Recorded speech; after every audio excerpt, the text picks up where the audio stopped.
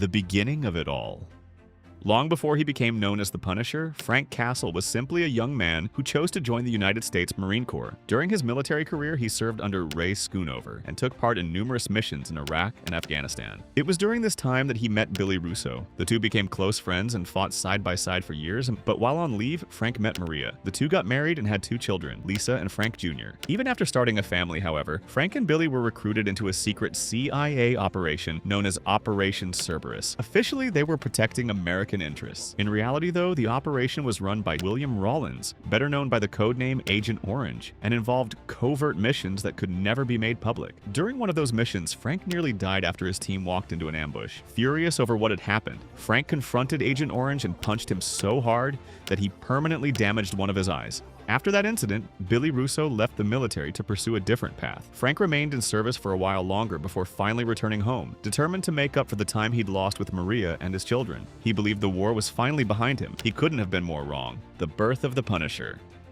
Without Frank realizing it, people connected to Operation Cerberus came to believe that he knew far too much about the classified missions carried out during his military service. To make sure those secrets never came to light, they arranged an ambush. Caught in the middle of the shootout, Frank tried to protect his family, but he couldn't. Maria, Lisa, and Frank Jr. were murdered right before his eyes. Frank himself was also shot in the head. Against all odds, he survived. Not knowing who was truly behind the attack, Frank concluded that the gangs involved in the shooting were responsible for his family's deaths. That's when he declared war on the Dogs of Hell, the Kitchen Irish, and the Mexican cartel. For months, Frank hunted down and executed criminals, practically wiping out those organizations. The string of killings quickly caught the attention of the police and the district attorney's office. Since nobody knew who was behind the massacre, he was given a new name, the Punisher. After learning that Grotto, a member of the Kitchen Irish, had survived, Frank tracked him to Metro General Hospital to finish the job. But Karen Page managed to get him out before Frank could kill him. Then someone else showed up to stop Frank from completing his mission. It was Matt Murdock, Daredevil. The two clashed for the very first time when Frank tried to take out Grotto with a sniper rifle. The bullet struck Matt in the head, but his helmet absorbed the impact and saved his life. Bang. Determined to capture the Punisher, District Attorney Samantha Reyes decided to use Grotto as bait. Frank saw through the trap and attacked members of the Dogs of Hell to distract the police. Even so, when he went after Grotto again, Daredevil stood in his way once more. The chase ended in complete chaos. Reyes ordered the police to open fire on both vigilantes. Trying to escape, Matt and Frank crashed through the skylight of a building. With Daredevil injured from the fall, the Punisher seized the opportunity and captured him. Clashing philosophies.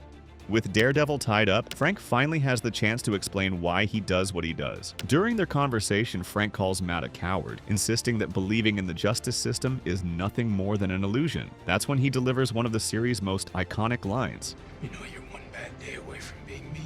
Determined to prove his point, Frank has Grotto brought to the rooftop and places a gun in Daredevil's hands. If Matt truly believes every criminal deserves a second chance, then he should shoot Frank himself and stop the execution. Matt fires the gun to break the chains holding him captive and tries to stop the execution, but it's already too late. Frank shoots Grotto and finally executes him. Moments later, the Punisher faces the Dogs of Hell waiting outside. While Frank exchanges gunfire with the gang, Daredevil manages to knock him unconscious. Even though he completely disagrees with the Punisher's methods, Matt refuses to let him die. After escaping, Frank discovers that the Kitchen Irish has searched his hideout and rigs his own van with explosives, but the whole thing turns out to be another trap. Before he can react, Frank is ambushed and sedated with a syringe. He's captured and taken to Finn Cooley, who wants revenge for the death of his son. Under torture, Frank reveals where the money is supposedly hidden. When the gang members go to retrieve the suitcase, the van explodes.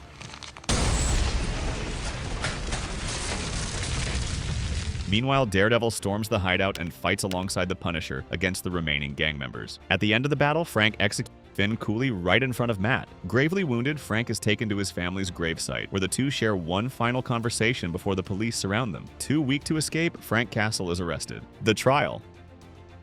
Before being transferred to prison, Frank has to undergo surgery. While recovering, he receives an unexpected visit. Matt Murdock, Foggy Nelson, and Karen Page offer to represent him. At first, Frank refuses, but Karen eventually convinces him to accept. As the trial approaches, Foggy negotiates a plea deal that would spare Frank from the death penalty, and instead sentence him to life in prison, with the possibility of parole. That is, if Frank agreed to plead guilty, it seemed like the best possible outcome. But when he's asked for his answer, I plead not guilty. no deal. The case goes to trial. While Matt and Karen try to convince the jury that Frank is deeply traumatized by his past, he refuses to be portrayed as a victim. Then Frank receives a message from someone he never expected to hear from again, Wilson Fisk. Even behind bars, the former kingpin still has enough influence to make him an offer. He claims to know who was truly responsible for the massacre of the Castle family. But he makes one thing perfectly clear: Frank will only get the answer if he's convicted and sent to Riker's Island. Standing before the jury, Frank makes a decision that shocks even his own lawyers.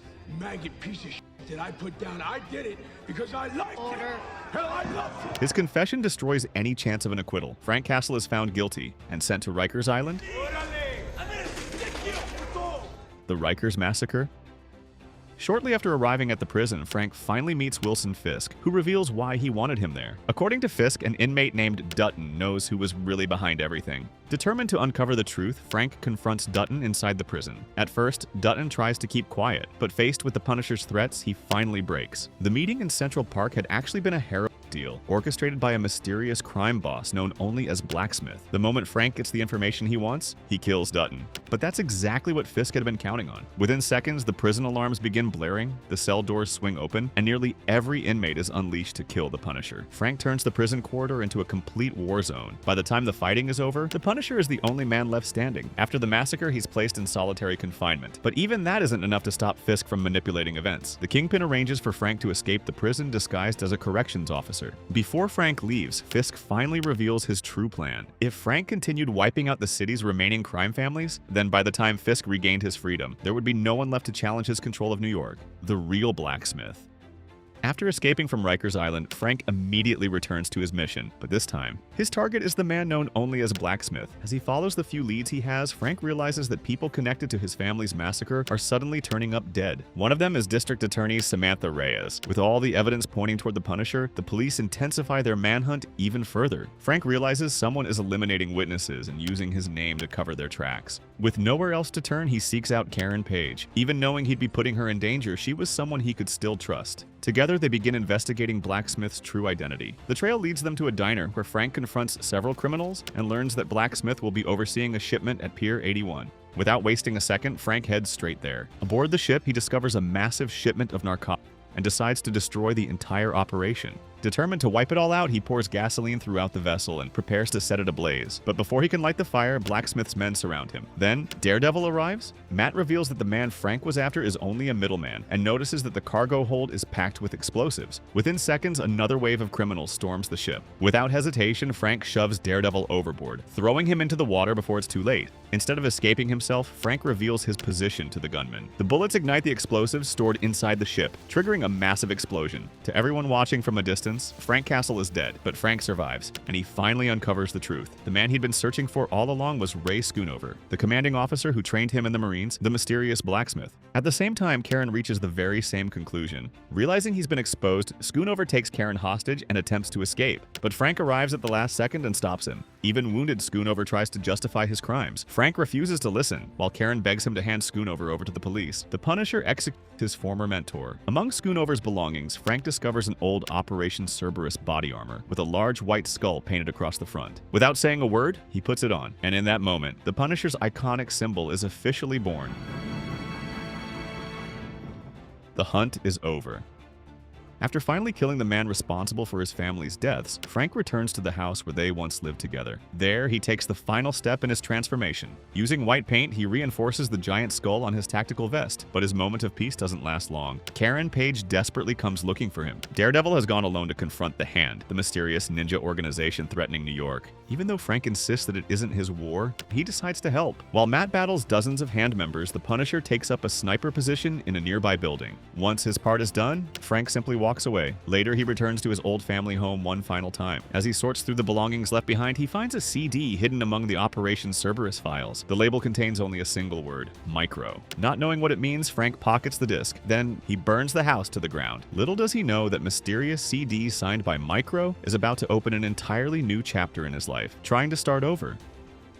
Officially, Frank Castle is dead. Under the identity of Pete Castiglione, he finds work at a demolition company. Even as he tries to rebuild his life and attends support meetings for war veterans, the past refuses to let him go. His brief peace comes to an end when his co-workers decide to murder Donnie, one of the few friends Frank has made, after the young man puts the group at risk during a robbery. After discovering that the stolen money belonged to the powerful Nucci family, Frank storms the family's casino and eliminates every criminal inside. But someone witnesses the massacre. Shortly afterward, Frank receives a phone call from a man claiming to know exactly who he is, and who somehow knows details about his past that no one else should. Unable to identify the mysterious caller, Frank once again turns to Karen Page. Thanks, Karen. You're still all hard, huh? The alliance with Micro. Determined to find the man behind the anonymous calls, Frank finally tracks down the mysterious informant. His name is David Lieberman, a former NSA analyst known by the codename Micro. After faking his own death, Micro spent years investigating a conspiracy involving military officials and government agents. He reveals to Frank that Operation Cerberus was actually an illegal operation funded through drug trafficking, and that anyone who uncovered the truth was systematically eliminated, the very same conspiracy that destroyed Frank's life. We're not the bad guys here, they are. With Micro's help, Frank tracks down Gunnar Henderson, who reveals another name connected to the conspiracy, Colonel Morty Bennett. Before Henderson can say anything else, Anvil mercenaries surround the cabin. Frank and Henderson manage to fight them off, but Henderson is killed, and the Punisher is left badly wounded. The Great Betrayal. While recovering from his injuries in Kentucky, Frank returns to New York. Despite trusting almost no one anymore, there's still one person he believes he can rely on, Billy Russo. During their reunion, Billy explains that his life has completely changed. He's now dating Agent Dinah Madani and has founded a private military company called Anvil. What Frank doesn't realize is that Billy has secretly been working for William Rawlins all along. The reunion itself is nothing more than a trap designed to eliminate him. Fortunately, Frank senses something is wrong and manages to escape. He ain't coming. Meanwhile, Micro uncovers another key figure in the conspiracy, Colonel Morty Bennett.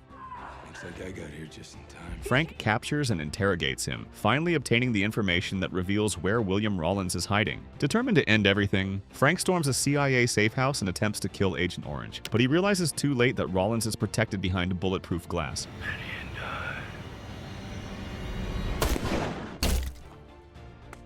Forced to retreat, Frank is left empty-handed. The conspiracy is exposed. While continuing to investigate Operation Cerberus, Frank also has to deal with another threat, Lewis Wilson, a war veteran who attended the very same support group. Lewis has become a terrorist. While trying to stop one of Lewis's attacks, Frank is spotted by the authorities. Not long afterward, his image is broadcast across the news.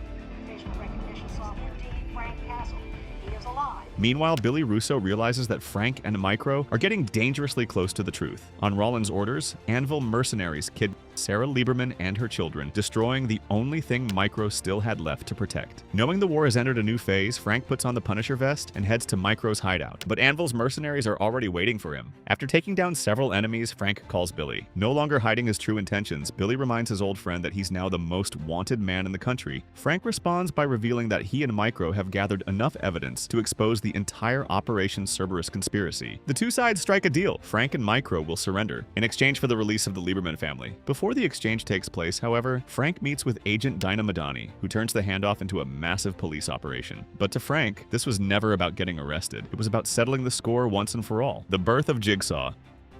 The exchange finally arrives. Frank and Micro show up to rescue Sarah Lieberman and her children. The family is released, but Frank allows Anvil to capture him, while Micro fakes his own death and escapes, exactly as they planned. Taken to William Rawlins, Frank is tortured in an attempt to unlock Micro's computer, which contains all the evidence exposing Operation Cerberus. Frank pretends to give in, but secretly activates hidden cameras, recording everything, including Rawlins' full confession. After realizing that he too has been manipulated, Billy Russo secretly frees Frank. Seizing the opportunity, the Punisher confronts Rawlins and finally kills him. I'm a reminder.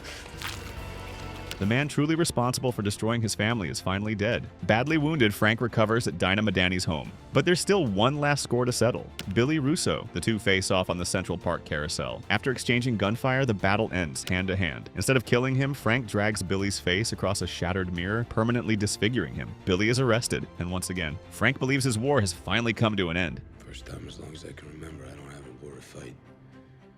A new identity. With Rawlins dead and Operation Cerberus exposed, the CIA decides to cover up the entire scandal. The blame falls on Billy Russo and Lewis Wilson. Lewis Wilson and Russo are the only suspects anyone needs right now. In exchange for Frank's silence, the CIA gives him a new identity. Now officially living as Pete Castiglione, he tries to leave the past behind. Billy Russo survives the fight on the carousel but is left horribly disfigured, remaining in a coma. With no war left to fight, Frank sets off alone across the United States, trying to find his place in a world that no longer seems to need the Punisher. You sure about this? Yeah, I'm sure. It's time. You're safe here, Frank. The hunt begins again.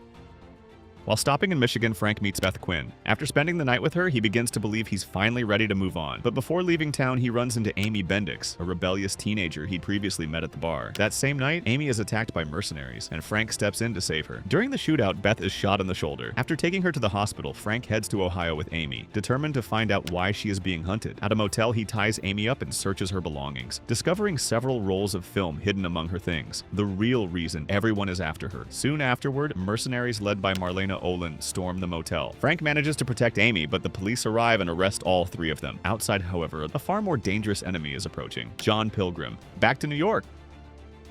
While Frank, Amy, and Marlena remain in custody, John Pilgrim leads an assault on the police station to rescue Marlena. With no other option, the officers release Frank, believing he's their only chance of surviving. Frank battles the mercenaries almost single-handedly before eventually becoming surrounded. Just in time, Homeland Security agents and Dinah Madani arrive, forcing Pilgrim to retreat. Soon afterward, Madani reveals that Billy Russo has escaped from custody and asks Frank to help track him down. Frank agrees, but on one condition. Amy comes with them. At Madani's apartment in New York, Amy finally tells the truth. She had been part of a group hired to photograph Senator David Schultz in a compromising situation. During the massacre, she was the only survivor and fled without realizing she was carrying the rolls of film everyone was searching for. They're gone, dead.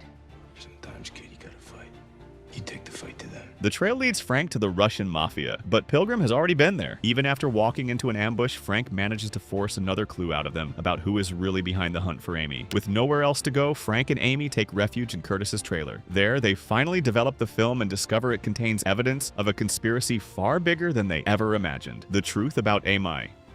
The photographs reveal the real reason Amy has been hunted. Senator David Schultz had been secretly photographed during an intimate moment with another man. To keep the images from falling into the wrong hands, Frank destroys the lab where the pictures were developed, preserving only the copies already in his possession. While continuing to protect Amy and train her to defend herself, Frank resumes his hunt for Billy Russo. Working alongside Dinah Madani, he discovers that Jigsaw has assembled a new gang and is planning a bank robbery. The Punisher intercepts the group and comes face to face with his former best friend for the first time since their battle on the carousel. The police interrupt the fight, allowing Billy to escape. Shaken by the encounter, Frank realizes he's beginning to lose control and visits his family's graves. As he resumes investigating Jigsaw, he discovers that Pilgrim has hired bounty hunters to track both him and Amy. After wiping out one of the teams sent after them, Frank rushes to save Amy. To survive, she's forced to kill someone for the very first time. You're not gonna... Russo's trap. Using one of the captured bounty hunters, Frank locates Billy's gang hideout, Valhalla, but it's another trap. Surrounded by Russo's men, Frank is brutally beaten. Billy insists the two of them are exactly alike. Frank refuses to accept the comparison. During the escape, Russo manipulates Frank into believing he's just shot 3 innocent women. The police arrive and arrest him. Badly injured, Frank wakes up in the hospital under armed guard. Karen Page enters disguised as his attorney, while Amy poses as a nurse. Just before a police officer can execute Frank, Amy stops him in time. Soon afterward, Madani reveals the truth. Billy staged the entire scene simply to destroy Frank psychologically. Frank attempts to escape from the hospital but is taken into custody by Detective Mahoney. On the way, John Pilgrim attacks the ambulance. It flips over and explodes. Despite his injuries, Frank pulls Mahoney from the wreckage. Impressed by what Frank has done, the detective lets him go, still wearing his hospital scrubs. Frank heads straight for his next target, Senator David Schultz, the final showdown with Pilgrim.